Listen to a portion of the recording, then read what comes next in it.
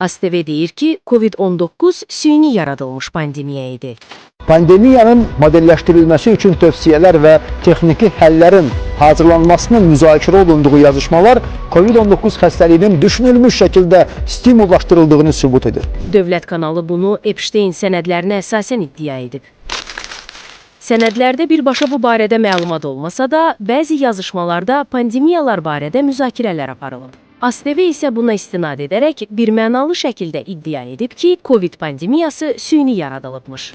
Yazışmalar Amerikalı milyarder Bill Gates'e ünvanlanıb və sonradan Epstein'e göndərilib. Əgər Bill Gates'in müxtəlif illərdə etdiyi çıxışlarda daha dağıdıcı virusların meydana çıxa biləcəyi və bəşəriyyəti əhatə edən yeni, böyük pandemiyaların qaçılmaz olduğu barədə xəbərdarlıqlarını nəzərə alsaq, insanlıq dramı sayılan pandemiyanın süni şəkildə yaradıldığına heç bir şübhə qalmır. ASTV-nin sosial şəbəkələrdəki bu paylaşımına şərh yazan vətəndaşlar isə quru sərhədləri barədə soruşurlar.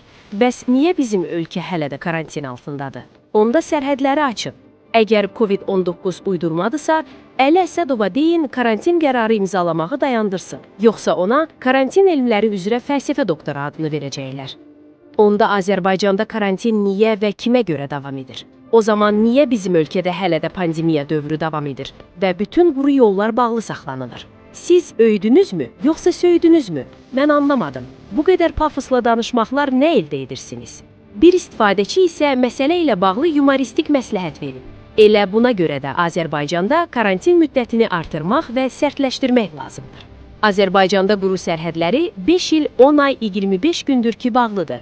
Nazirlər Kabinetinin qərarlarında deyilir ki, karantinin uzadılması COVID-19 infeksiyasının ölkə ərazisində yayılmasının, onun törədə biləcəyi fəsadların qarşısının alınması məqsədi ilə edilir.